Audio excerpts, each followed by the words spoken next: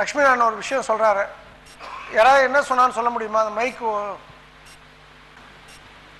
அவருக்கு ஒரு அப்பா, ஒரு அம்மா, ஒரு மனைவி, 2 குழந்தைகள், ஒரு குழந்தை அபார்ஷன், அவர் சொந்த ஊர் கள்ளக்குறிச்சி, அது சேலத்துலேருந்து 1.5 மணி நேரத்தில் போகலாம், உளுந்தூர்பேட்டிலேருந்து 1 ஹவரில் போகலாம். ஃபேமிலியோட என்ஜாய் பண்ணாம இருக்காரு சார். ஓ, எட்டி போய் பார்த்தீங்களோ? அக்கா உங்க பேரு? சித்ரா. சித்ரா சார் முன்னேற்றம் வரலன்னு சொன்னார் சார். என்னது? காலையில் அதிகாரம் எந்திரிச்சு குளிக்கிறேன், சாமி கும்பிட்றேன், எனக்கு எந்த முன்னேற்றமும் வரல, அதுக்கு என்ன பண்ணுறது கேட்டார் சார். அவருக்கு போதல்ன்ற மனப்பான்மை சார். போதுன்ற மனப்பான்மை இல்லை. அவருக்கு இருக்கிறது வந்து போதலைங்கிற ஒரு மனப்பான்மை, இல்லாத தன்மை. அப்புறம் இருக்கிறத பத்தி அவர் சந்தோஷப்படலைங்க சார், இல்லாததை பத்தியே யோசிச்சுட்டு இருக்காரு. கை தூக்கி பேசுங்கம்மா. இருக்கிறத அனுபவிக்காம, இருக்கிறத பத்தி சந்தோஷமா நினைக்காம இல்லாததையே யோசிச்சுட்டு இருக்காரு. இல்லாததை யோசிக்கிறார். அப்புறம் ஒரு உழைப்போட கடவுளை மட்டும்தான் அதிகமாக நம்புறாரு சார். ஓ, அப்புறம் அவர் அப்பா அவருக்கு மதிப்பு கொடுத்து குடும்ப ஒற்றுமையோடு இருக்கிற எண்ணத்தில் இருக்கிறார். என்ன சார்?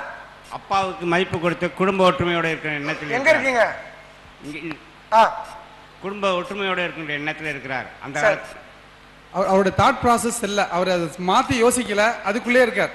மாத்தி யோசிக்கல. Super sir. அவருக்கு 100 ரூபாய் கொடுக்கலாம் தம்பி. அவர் மாத்தி யோசிக்கல சார். உங்க பேர் சார்? ஹரிபாஸ்கர் ஃப்ரம் மன்னார்குடி. எந்த ஊரு? மன்னார்குடி. ராஜகோபால சாமி செங்கமல தாயார், படிதாண்டா பத்தினி சார். அந்த தாயார் பேரு. மன்னார்குடியில் எங்க இருக்கீங்க? மன்னார்குடி பக்கத்துல கிராமம் காலாஞ்சிமேடுன்னு சொல்லி ஒரு கிராமம், 5 கிலோமீட்டர்ஸ் ஃப்ரம் மன்னார்குடி. சேராங்குளம் ரோட்ல இருக்கா? இல்ல, கும்பகோணம் ரோடு. Okay, super. அங்க டீ கடை ஜெயக்குமார்லாம் தெரியுமா? கோயில் எதிர்க்க தெரியுமா? அந்த பைங்காநாடு, சித்தமல்லி, மூவாநல்லூர்லாம் ரொம்ப ரெகுலரா வருவோம். அதனால தான் கேட்டேன். மூவாநல்லூர். வணக்கம் சார். அவரு அவங்க அப்பா காலத்தில் 100 மளிகை கடை இருந்துன்னு சொன்னார். இன்னைக்கு 1000 மளிகை கடை இருக்குது உத்து பார்க்குற அவரு. அதை கொஞ்சம் இம்ப்ரூவ் பண்ணிக்கிறாருன்னா இன்னும் நல்லா இருக்குங்க சார். மாற்றி காலகட்டத்துக்கு தகுந்த மாதிரி தன்னை மாற்றிக்கணும் சார். Very good. உங்கள் பேர் சார்? ஏழுமலை, விழுப்புரம். சூப்பர் ஏழுமலை. வேற ஏதாவது சொல்றீங்களா சார்? நான் வந்து நீங்க என்ன உணர்ந்தீங்கன்னு கேட்டேன். அவர் ஒரு கொஞ்சம் சுருக்கமாக சொல்லணும். அவர் பேசுனது அந்த அம்மாட்ட கொடுங்களேன். தினேஷ் இந்த அம்மாட்ட கொடுங்க.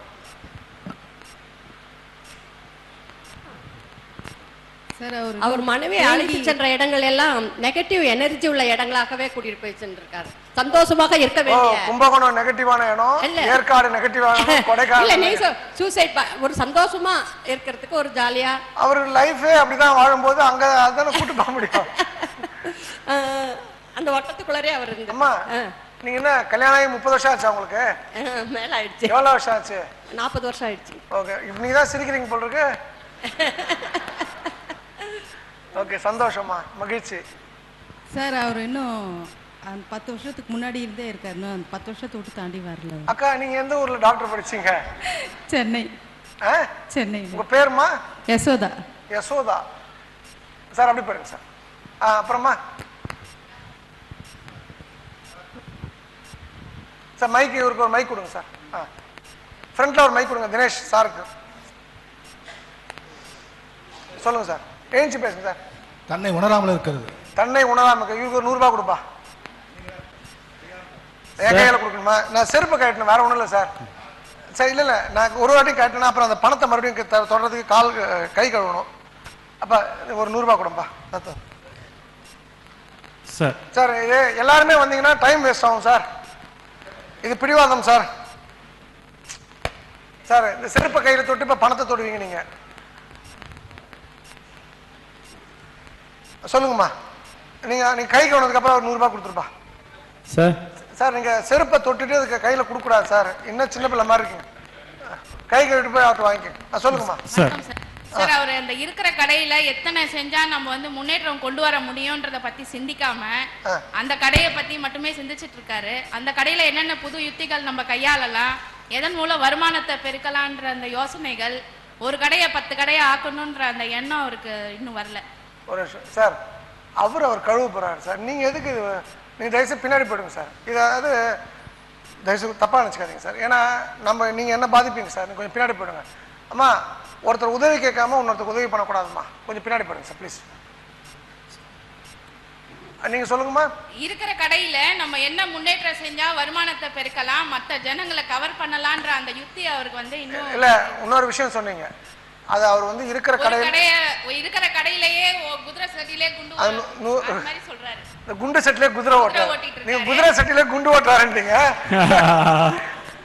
கொடுத்துருப்பா தம்பி. Sir sir sir sir please sir sir sir sir இங்க பாருங்க sir. Sir I will not allow this sir. I will not allow. நான் கை கொடுத்துக்குங்க. இல்ல இல்ல தப்பா நினைச்சுக்காதீங்க sir. You rule is rule sir. Please sir இது தப்பு சார். எல்லாருக்கும் டைம் வேஸ்ட் பண்ணிக்கிட்டு என்ன சார் சின்ன பிள்ளை மாதிரி. பணம் வரும்போது சந்தோஷமா வரணும் சார். எனக்கு கஷ்டப்படுத்தி வரக்கூடாது. பட் எனிவே இப்போ உட்காருங்க சார். சொல்லுங்கம்மா. அந்த அம்மாவுக்கு 100 ரூபாய் கொடுப்பா. அதான் சார், இன்னொரு அந்த கடையை வச்சு நம்ம எத்தனை கடை உருவாக்கணும்ன்ற அந்த எண்ணம் அவருக்கு வரணும் சார். உருவாக்கலாம் முடியும். நம்ம உங்க ஊரு பேர் சொல்லிடுங்கம்மா. கார்த்திக் வைஃப் தானே நீங்க?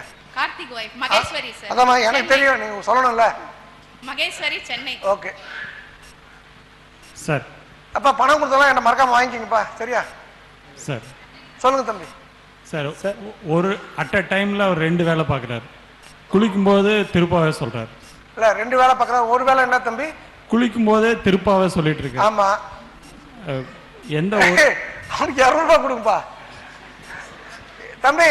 கிரேட்டஸ்ட் ஃபைண்டிங்ப்பா. You are clear. உங்க பேர் என்ன தம்பி? விவேகானந்தன். எந்த ஊர்ப்பா? ஈரோடு.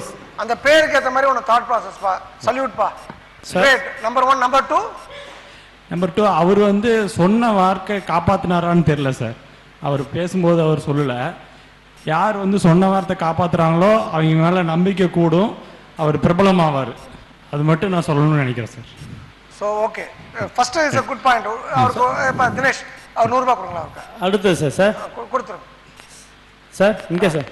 சார் அவர் வந்து உடம்பால வந்து குளிச்சாரே கண்டி, மனதால அவர் வந்து அவர் உள்ள இருக்கக்கூடிய அந்த மனதில் இருக்கக்கூடிய அந்த அழுக்கு வெளியே போச்சான்னு தெரியலைங்க சார். சரி ஓகே. நான் வேற யாராவது இருக்கீங்களா? லாஸ்ட் ஒரு ஆள். சரி ஓகே சார். இப்போ ஒரு சீரியஸான பிரச்சனையை பேசுவோம் சார். பொள்ளாச்சி பத்தி யாரெல்லாம் தெரியுமா? பொள்ளாச்சி ஊர் கேள்விப்பட்டிருக்கீங்களா சார்? பொள்ளாச்சியில் வந்து ஒரு மிகவும் கண்டிக்கத்தக்க ஒரு சம்பவம் நடந்தது சார். கிட்டத்தட்ட ஒரு 200க்கும் மேற்பட்ட பெண்களை வந்து ஒரு காதல் வலையில் சிக்க வைத்து அவங்கள வந்து ஒரு செக்ஷுவலாக ஹராஸ் பண்ணி அதை வீடியோ ஷூட் பண்ணி அவங்கள மிரட்டி பணம் வாங்கினது. அதில் வந்து நிறைய பேர் தற்கொலை. ஐயா ஒரு 100 ரூபாய் கொடுக்கணும் ஐயா. முதலாளி கை கட்டினா 100 ரூபாய் ஃபைன் ஐயா. வாங்கிக்கப்பா. இல்லை 100 ரூபாய் கொடுத்துணும் சார். இல்லை கொடுக்கணும். நான் யாரையும் ஏமாத்துறல சார். இந்த பர்ஸ்ல பின்னாடி வைக்கிறோம், பின்னாடி போயிடுவாமா. பர்ஸை பின்னாடி வைக்கிறோம், பின்னாடி போயிடுவாங்க சார். பணத்தை பின்னாடி வைக்காதீங்க சார். ரொம்ப தவறான பழக்கம். அவங்களுக்கு முதுகு தண்டு ப்ராப்ளம் வரும் சார். ரொம்ப நன்றி சார். மென்மேலும் உங்கள் சேவை தொடர வாழ்த்துக்கள். ஆண்டாள் வாழ்த்து. அந்த சம்பவத்திற்கு வந்து 2 மிக முக்கியமான காரணங்கள். அதுக்கும் லட்சுமி நாராயணன் சாரோட வாழ்க்கைக்கும் சம்பந்தம் உண்டுமா. அதில் வந்து இப்போ ஒரு போலீஸ் எஸ்பி என்ன சொல்கிறாருன்னா, 4 பேர் தான் அது மாதிரி பண்ணியிருக்காங்க, பெண்கள் தான் மாட்டிருக்காங்க, 4 வீடியோ தான் இருக்குது, வேறு யாரும் பாதிக்கப்பட்டவங்க யாரும் கம்ப்ளைண்ட் கொடுக்கல, கம்ப்ளைண்ட் கொடுத்த பெண்ணோட பேரையும் சொல்லி அவர் சொல்கிறாருமா. ஆக்சுவலாக எவன் தப்பு பண்ணனா அவனே 200க்கும் மேற்பட்டன்னு சொல்லி வாக்குமூலம் கொடுத்துருக்கான். பாதிக்கப்பட்ட பெண்ணோட பேரை வந்து எப்பவுமே வெளியில் சொல்லக்கூடாது சார். அது 2வது தப்பு. 3வது வந்து இதில் இந்த பிரமுகர் இது இல்லை, தலையீடு இல்லைன்னு அவர் சொல்லக்கூடாது, விசாரணையே முடியாமல். So it is a one sided. Whether DMK, AIADMK, Congress, BJP, Viduthalai Chiruthaigal, Kongu, என்ன கட்சி வேணா சொல்லிங்க, பாட்டாளி மக்கள் கட்சி, என்ன கட்சி வேணா சொல்லிங்க, பொலிட்டிக்கலி வந்து இந்த கேஸ் வந்து ஒரு பொலிட்டிக்கல் பீப்புள் சம்மந்தப்பட்டிருக்காங்கன்னா இந்த கேஸ் வீக்கன் ஆகிடுமா. அது எனக்கு அதுதான் நம்ம நாட்டோட தலையெழுத்து. அப்போது இது ஒரு அரசியல் பின்புலம் உள்ளது. அவன் உட்காந்துட்டு நான் நல்லவன் கேட்டவன்றெல்லாம் பேசுகிறேன், இன்னாரு அரசியல் ரீதியாக திசை இது தமிழ்நாடு தேர்தலில் இது எதிரொலிக்குமா அந்த பிரச்சனை? ஓகே, நான் சொல்லக்கூடிய விஷயம் என்னென்னா, இது அரசியல் ரீதியாக இந்த விஷயத்தை எப்படி வேணால் ஹேண்டில் பண்ணிட்டோம், போலீஸ் தண்டனை கொடுக்கட்டும், கோர்ட்டு கேஸு, சிபிஐ சிபிசிஐடி என்ன வேணால் பண்ணிட்டு போட்டோம்.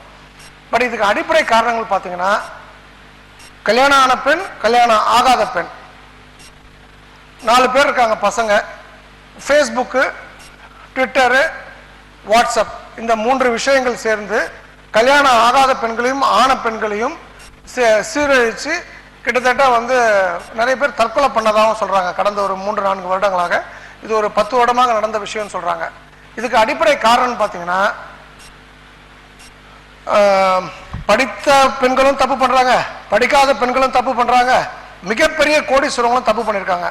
அப்போ மிகப்பெரிய கோடீஸ்வரன் வந்து புருஷன் முன்னாடி இருக்க பிள்ளை இருக்காங்க, அந்த பொம்பளை ஏன் தப்பு பண்ணிச்சு அப்படின்னு பார்த்தோம் அப்படின்னா, கணவர் ஒழுங்காக இல்லை சார்.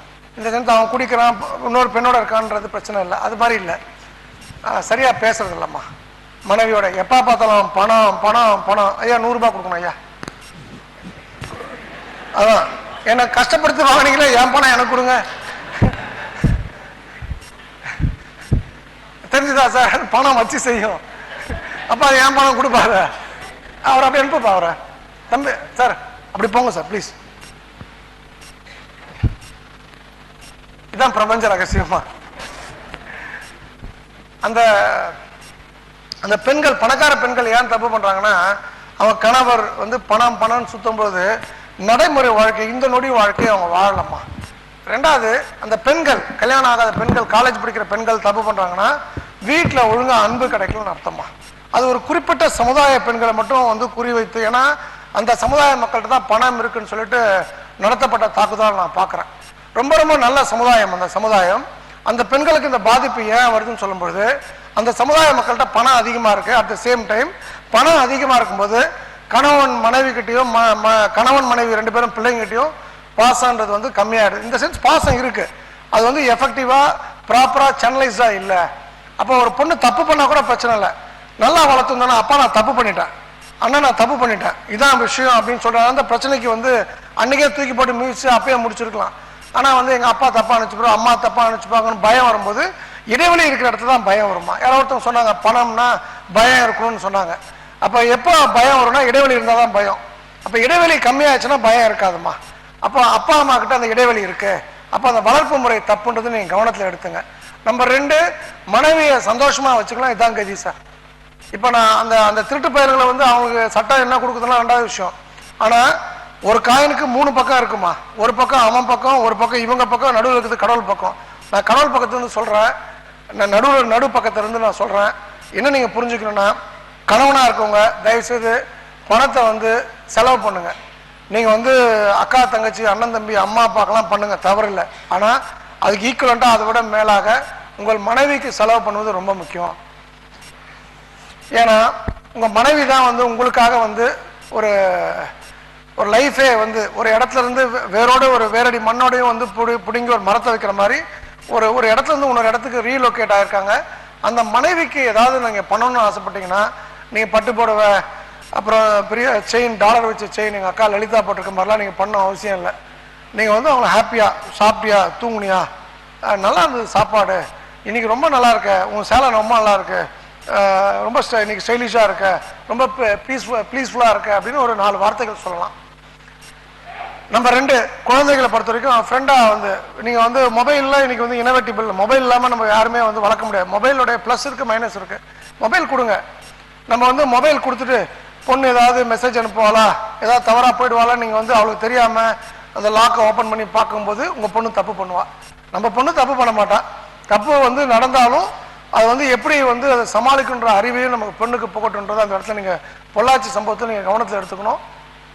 அந்த வகையில் நம்ம ஊரில் அரசியல் கட்சிகள் வந்து எதுவும் மாறாதுமா. இன்னைக்கு இந்த கட்சி ஆட்சியில் இருந்தால் அவன் ஆள் தப்பு பண்ணால் காப்பாற்றுவாங்க, நாளைக்கு இன்னொரு கட்சி ஆட்சிக்கு வந்தோன்னா அவன் ஆள் தப்பு பண்ணால் காப்பாற்றுவாங்க. அப்போ நம்ம இருக்கிற இடம் சரியில்லைன்னும் போது நம்மளை சரியா வச்சுக்கிட்டா தான் நம்ம சரியா இருக்க முடியும். அப்போ தயவு செய்து இந்த லட்சுமி நாராயணன் கேஸ்ல வந்து நான் சொல்லக்கூடிய சொல்யூஷன் என்ன, அவருக்கு நான் அடுத்த கட்டம் போகணும்னா அப்ப என்ன பண்ணணும் மகேஸ்வரி, அவர் என்ன பண்ணணும், மாத்தி யோசின்னு அவர் சொல்லிட்டாருமா. இந்த நொடி வாழலாம் பேசியாச்சுமா. தன்னோட மனைவி மகள்களுக்கு நம்ம என்ன செய்யணும்னு யோசிக்கணும். சொல்லுங்கம்மா.